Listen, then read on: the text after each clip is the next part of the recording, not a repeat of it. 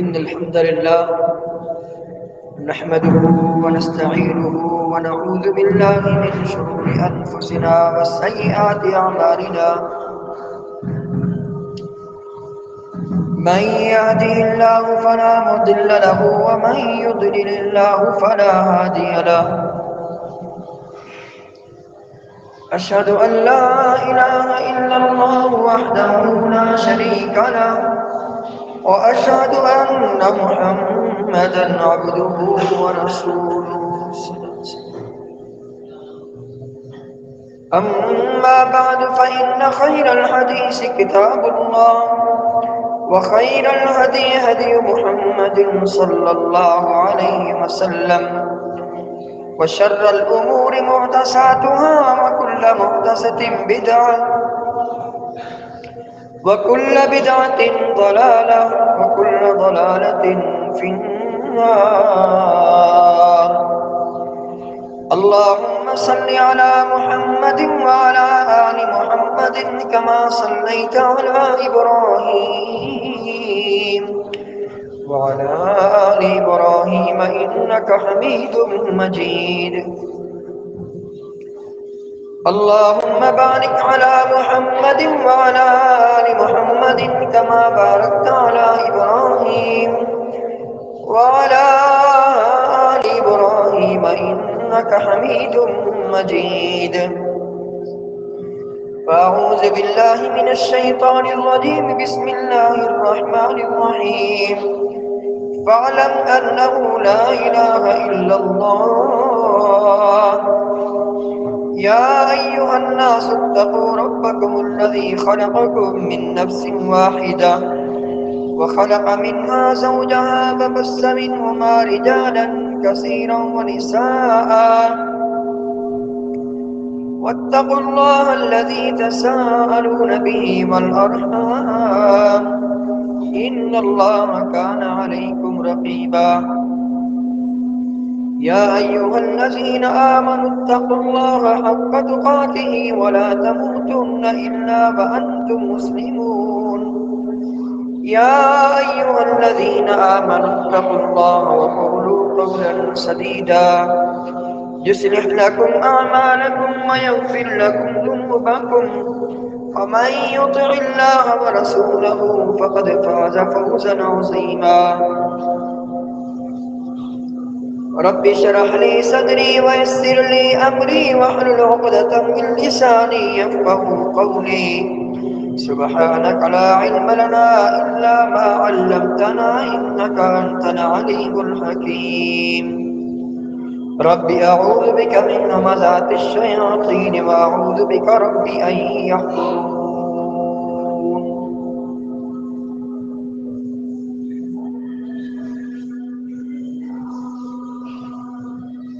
امام الانبیاء محمد الرسول اللہ صلی اللہ علیہ وآلہ وسلم کے پاس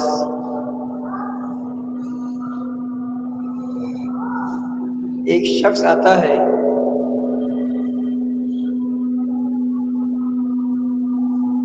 وہ آ کر سوال کرتا ہے، اے اللہ کے پیارے پیغمبر صلی اللہ علیہ وسلم،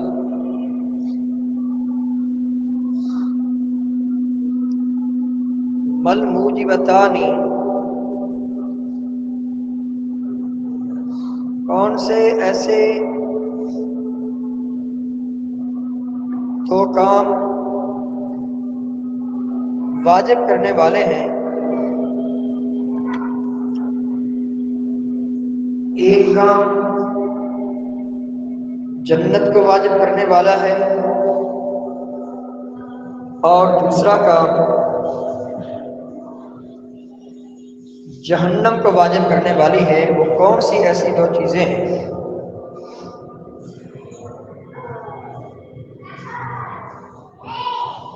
امام الانبیاء علیہ السلام نے فرمایا،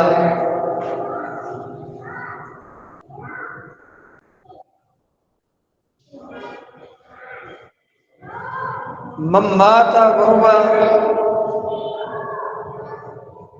لا يشرك بالله شيئا دخل الجنة ومن مات یشرک باللہ شیئا دخل النار، جس شخص کی موت عقیدہ توحید پر ہوئی، پوری زندگی اس نے ایک رائی کے دانے کے برابر اللہ تعالیٰ کے ساتھ کسی چیز کو شریک قرار نہ دیا، نہ اللہ کی عبادت میں، نہ اللہ تعالیٰ کی ذات میں، نہ اللہ تعالیٰ کے اسماء صفات میں، نہ اللہ تعالیٰ کے افعال میں، پوری زندگی اس کی اسی طرح گزری اور اسی عقیدے پر اس کا خاتمہ ہوا کہ اس نے پوری زندگی اپنے دامن کو، اپنے دل کو، اپنے جسم کو، اپنی ذات کو شرک سے پاک رکھا۔ فرمایا دخل الجنہ، اس کے اس عقیدے نے شرک سے برات، شرک سے دوری، ہر قسم کے شرک سے نفرت اور ہر قسم کے شرک سے کلی طور پر اپنے آپ کو بچانا،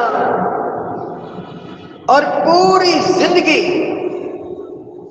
عقیدہ توحید پر یہ گزار کر دنیا سے گیا۔ فرمایا اس کے لیے جنت واجب ہو گئی، اس کے اس عقیدے نے اس کے لیے جنت کو واجب کر دیا۔ پھر نبی کریم صلی اللہ علیہ وسلم نے دوسرے نمبر پر فرمایا وَمَن مَاتَ يُشْرِكْ بِاللَّهِ شَيْئًا دَخَلَ النَّارَ، جو شخص اس حال میں فوت ہوا کہ اس نے شرک کیا، شرک کی کوئی صورت اس نے اپنائی ہو، اللہ تعالیٰ کو چھوڑ کر کسی تعویذ ڈنڈے پر، کسی ہنڈیا پر اعتماد کیا ہو، اللہ تعالیٰ کو چھوڑ کر کسی اور کا سہارا لیا ہو، کسی اور پر اعتماد کیا ہو، بھروسہ کیا ہو، مشکل کشا حاجت روا کسی اور کو سمجھا ہو اللہ کو چھوڑ کر،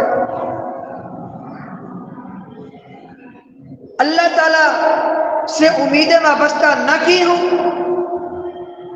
اللہ تعالیٰ کی عبادت میں، اس کے اسماء صفات میں، اس کی ذات میں اس نے شریک مقرر کیے ہوں، جو اللہ تعالیٰ کی صفات ہے جو اللہ ہی کے ساتھ خاص ہے، ان صفات میں سے کسی صفت میں اللہ کے علاوہ کسی اور کو شریک مانا ہو، اس کی شراکت کا عقیدہ رکھا ہو، اس شخص کے لیے جہنم واجب ہو گئی۔ تو فرمایا سنتانی موجبتانی، دو چیزیں واجب کرنے والی ہیں، ایک چیز جنت کو واجب کرنے والی جو کہ توحید ہے، توحید کی غیرت ہے، عقیدہ توحید ہے، اور شرک سے نفرت ہے، ہر قسم کے شرک سے برات، اور دوسری چیز جو جہنم کو واجب کرنے والی ہے وہ شرک ہے۔ اس حدیث نے گویا کہ ہمارے سامنے دو راستے رکھے ہیں، ایک جنت کا راستہ اور دوسرا دوزخ کا راستہ، اور گھر دو ہی ہیں، جنت ہے یا جہنم ہے۔ جنت کن لوگوں کے لیے ہے وہ بتا دیا، جہنم کن لوگوں کے لیے ہے وہ بھی بتا دیا۔ اس حدیث نے گویا کہ ایک اٹل فیصلہ ہمارے سامنے رکھ دیا، اب تمہاری مرضی کہ تم جنت میں جاؤ، تمہاری مرضی تم جہنم میں جاؤ، اب یہ ہم پر ہے، ہمارے لیے اس میں تنبیہ کا پہلو ہے۔ یقیناً ہر ایک شخص یہ چاہتا ہے کہ میں جہنم سے بچوں، ہر ایک شخص یہ چاہتا ہے کہ میں ہر قسم کی تکلیف سے بچوں، ہر ایک یہ چاہتا ہے میں اللہ تعالیٰ کے ہاں اس حال میں جاؤں کہ میرے کندھے پر ایک گناہ بھی نہ ہو۔ تو پھر آئیے تہیہ کیجئے، اپنے آپ کو، اپنے اہل و عیال کو، اپنے معاشرے کو شرک سے پاک کیجئے، کیونکہ شرک ہی ایک ایسی چیز ہے، ایسی نحوست ہے جس کی وجہ سے پوری قومیں نیست و نابود ہو گئی، ختم ہو گئی، صرف شرک کی وجہ سے۔ انبیاء علیہ السلام نے اپنی قوموں کے لوگوں کو یہی دعوت دی، یا قوم اعبدوا اللہ ما لکم من الہ غیرہ، اے میری قوم کے لوگوں صرف اللہ ہی کی عبادت کرو۔ اس کی عبادت کیوں؟ کس لیے؟ اس لیے کہ ما لکم من الہ غیرہ، اس کے علاوہ کوئی عبادت کے لائق ہے ہی نہیں، نہ کوئی فرشتہ، نہ کوئی پیغمبر، نہ کوئی بزرگ اور نہ کوئی ولی، کوئی بھی، ما لکم من الہ غیرہ۔ افلا تتقون، ڈرتے کیوں نہیں ہو؟ اللہ تعالیٰ کا ڈر تمہارے دلوں میں کیوں نہیں کہ تم اسی کی عبادت کرو؟ ان اعبدوا اللہ واجتنبوا الطاغوت، تمام انبیاء علیہ السلام نے یہی دعوت دی اپنی قوم کے لوگوں کو بنیادی طور پر، اسی کی عبادت کرو، اس کے علاوہ جس کی عبادت کر رہے ہو، ود سوا یغوث یعوق نصر کو کوئی ہو، سب کی عبادت سے طیب ہو جاؤ، کنارہ کش ہو جاؤ، سب کی باتیں چھوڑو، ایک اللہ کی بات۔ لیکن قوم کے لوگوں نے نہیں مانی، قوم کے لوگوں نے جب انبیاء علیہ السلام کی باتوں کو رد کر دیا تو اللہ تعالیٰ نے فرمایا فَكُلًّا أَخَذْنَا بِذَنبِهِ، ہر ایک کو ہم نے پکڑ لیا۔ ہر ایک سے مراد کون؟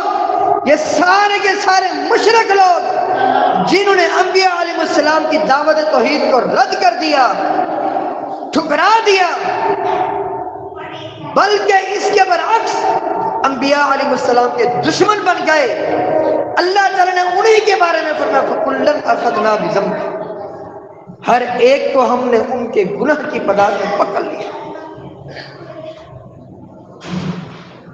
فَمِنْهُمْ مَنْ أَرْسَلْنَا عَلَيْهِ حَاصِبًا، کسی پر آسمان سے پتھروں کی بارش برسی۔ وَمِنْهُمْ مَنْ أَخَذَتْهُ الصَّيْحَةُ، کچھ ایسے تھے جن کو چیخ نے نیست و نابود کر دیا۔ وَمِنْهُمْ مَنْ خَسَفْنَا بِهِ الْأَرْضِ، کچھ ایسے تھے جن کو زمین پر جھلسا دیا۔ وَمِنْهُمْ مَنْ أَغْرَقْنَا، کچھ ایسے تھے جن کو غرق کیا۔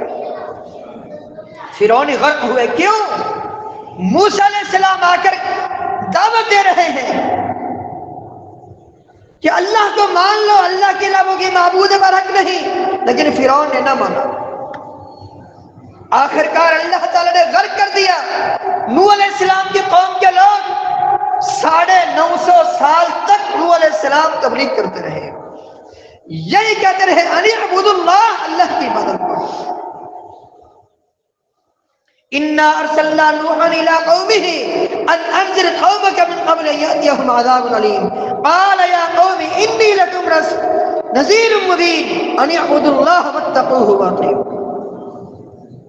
یہی دعوت دیتے رہے، لیکن قوم کے لوگوں نے نہ مانا، الٹا ایک دوسرے سے کہہ رہے ہیں نوح علیہ السلام کی باتوں میں نہیں آنا، ان کی باتوں کو نہیں ماننا۔ لا تذرن آلہتکم، ود سوا یغوث یعوق نصر کی عبادت نہیں چھوڑنی۔ اللہ تعالیٰ نے کیا فرمایا؟ وقد اضلوا کثیرا، یہ مشرک یہ ان کی عبادت کر کے، ان بزرگوں کی عبادت کر کے خود بھی گمراہ ہوا، دوسروں کے بھی گمراہ کر دیا۔ نوح علیہ السلام 950 سال تک ایک ہی بات کی تبلیغ کرتے رہے، ان اعبدوا اللہ، اللہ ہی کی عبادت کرو۔ امام الانبیاء علیہ السلام 13 سالہ مکی زندگی زندگی میں یہی دعوت دیتے رہے، قولوا لا الہ الا اللہ، قل یا ایھا الناس انی رسول اللہ الیکم جمیعا وما ارسلناک الا رحمۃ للعالمین قل انما یوحی الی انما الہکم الہ واحد۔ نمازیں بعد میں فرض ہوئی، روزے بعد میں فرض ہوئے، مدینہ میں فرض ہوئے روزے، زکوٰۃ مدینہ میں فرض ہوئی، حج مدینہ میں فرض ہوا، 13 سال تک مسلسل یہی دعوت دی جاتی رہی، صرف اللہ ہی کی عبادت کرو، قولوا لا الہ الا اللہ۔ اس سے پتہ یہ چلا کہ سارے اعمال بعد میں ہیں، پہلے اللہ کی توحید ہے۔ حتیٰ کہ جنگیں لڑی، اپنے دندان مبارک شہید کروائے، طائف میں پتھروں سے زخمی ہونا پڑا، پتھر لگے، کئی صحابہ شہید کروائے مختلف جنگوں میں،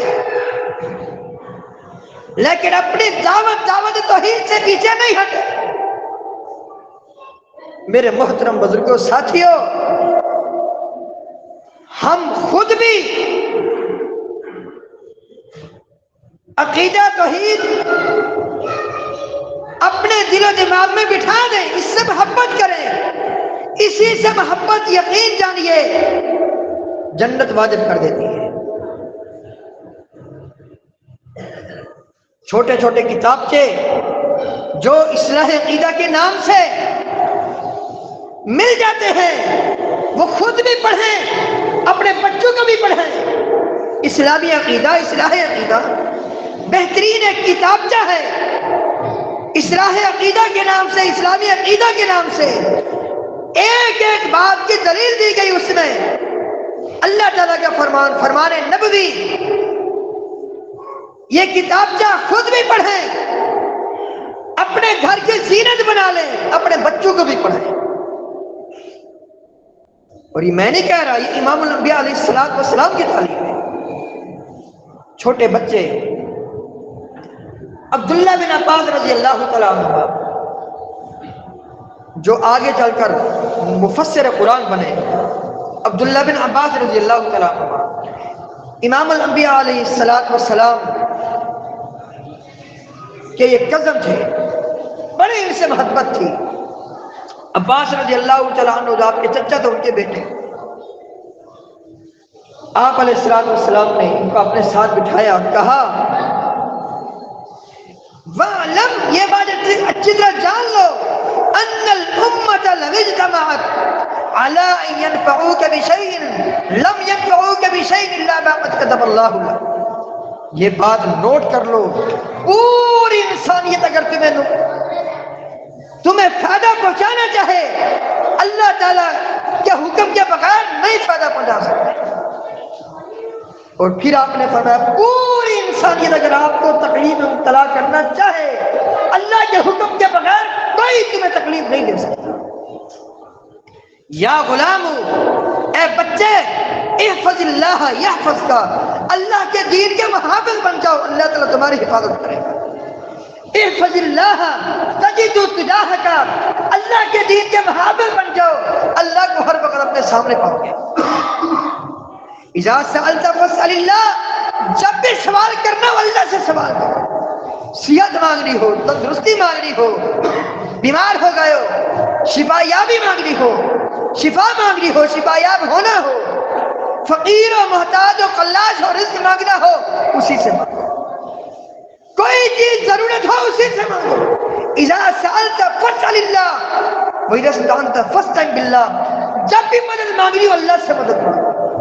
یہ آپ ایک بچے 7-8 سال کے بچے کی آپ یہ ذہن سازی کر رہے ہیں۔ کبھی ہم نے اپنے بچوں کو بٹھا کے نہیں سکھایا کہ بیٹا اسلامی عقیدہ پڑھ لو، اس میں عقیدے کی اصلاح کے بارے میں بہت کچھ موجود ہے۔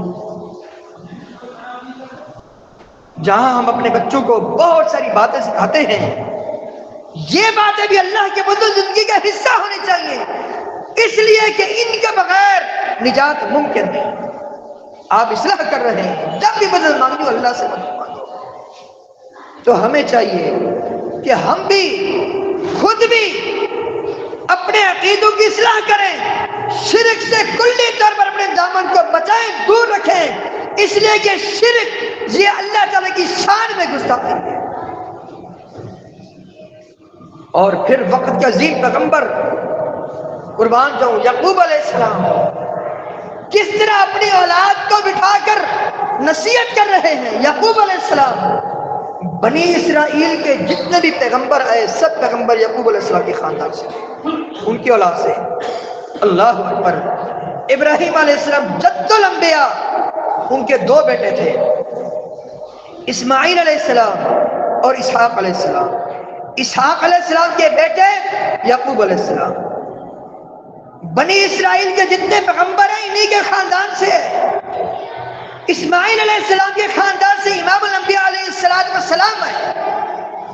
اپنے بیٹوں کو بٹھایا، پوچھ رہے ہیں اے میرے بیٹو ما تعبدون من بعدی، میں تو جا رہا ہوں، میں دنیا سے جانے والا ہوں، ہر کسی نے جانا ہے، اتنا کچھ مجھے بتا دو میرے بعد کس کی عبادت کرو گے؟ بیٹوں کی تربیت کرتے کرتے زندگی گزر گئی۔